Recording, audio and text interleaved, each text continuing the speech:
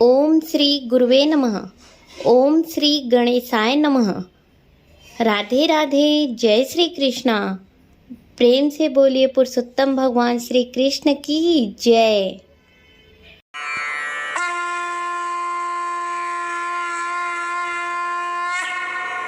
आइए 31वां अध्याय प्रारंभ करते हैं। सूत जी बोले, इस प्रकार पतिव्रताओं के धर्म सुनकर नारद जी और अधिक सुनने की इच्छा से नारायण जी से बोले, हे प्रभु, आपने कांसे के संपुट दान को जो विशेष दान कहा है उसका क्या कारण है? कृपया विस्तार पूर्वक कहिए।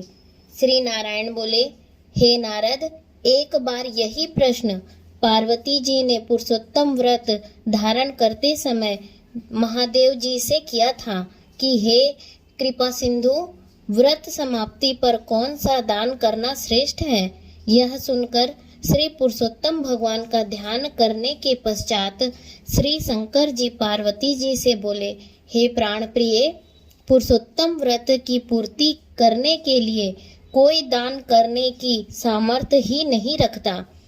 हे पर्वत पुत्री, जो दान भगवान के प्रिय महीनों में करने को कहे गए हैं वह आजकल गौण रूप में है। इसी से पुरुषोत्तम व्रत की पूर्ति करने वाला दान कहीं भी नहीं दिखाई देता है। इसके दान की पूर्ति में संपुट दान अर्थात ब्रह्मांड का दान है। वह दान कहाँ से किया जावे? जब छोटे ही दान नहीं कर सकते, उसी ब्रह्मांड का प्रतिनिधि कांसे का संपुट थाल या परात बनवावे, उसमें 30 मालपुआ रखकर संपुट कर सूत से लपेटें तथा ब्राह्मण पूजन कर उसे व्रत पूर्ति के लिए प्रसन्नता से दान दे। अगर शक्ति हो तो इस प्रकार के 30 संपुट वेद पाठी विद्वान ब्राह्मणों को दान करें। इस प्रकार पार्वती जी महादेव जी के वचन सुन अत्यंत प्रसन्न हुई और 30 ब्राह्मणों को 30 संपुट प्रसन्नता पूर्वक दान किए। श्री सूत जी महाराज ने आगे कहा, हे ब्राह्मणों, श्री नारायण के ये वचन सुनकर नारद जी प्रणाम करके फिर बोले, मैंने इन सब कथाओं को सुनकर यह निश्चय किया है कि सब व्रत नियमों से पुरुषोत्तम मास का व्रत सर्वश्रेष्ठ है। इसके महात्म्य मात्र सुनने से ही मनुष्य सब पापों से मुक्त हो जाता है। जो भक्ति पूर्वक विधि विधान से इसके व्रत नियम का पालन करे तो उसके फल का कहना ही क्या है। श्री सूत जी बोले, यह सब सुनकर श्री नारायण मौन हो गए। तब श्री नारद जी ने उन्हें प्रणाम किया।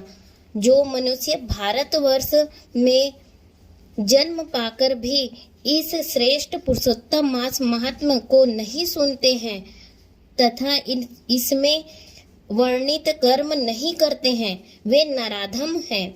वे दुर्भागी बार बार जन्म मरण के चक्कर में पड़कर धन, पुत्र, मित्र तथा स्त्री के दुख को पाते हैं। वे ही मनुष्य धन्य हैं जो भगवान के इस मास का व्रत करते हैं।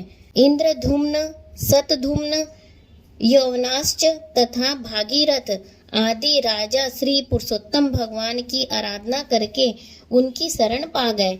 श्री सूत जी महाराज ने आगे कहा, हे ऋषियों, यह पुरुषोत्तम मास महात्म्य सुनने से श्री गंगा स्नान के समान फल प्राप्त होता है।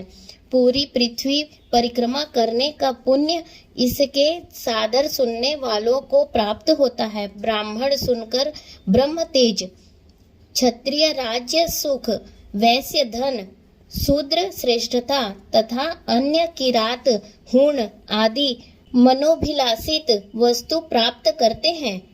इस पुरुषोत्तम मास महात्मा की प्रति को वस्त्राभूषण के साथ विधि पूर्वक ब्राह्मण को जो दान करता है वह अपने 3 कुलों के साथ गोपालों से सेवित देव दुर्लभ गोलोक को प्राप्त होता है।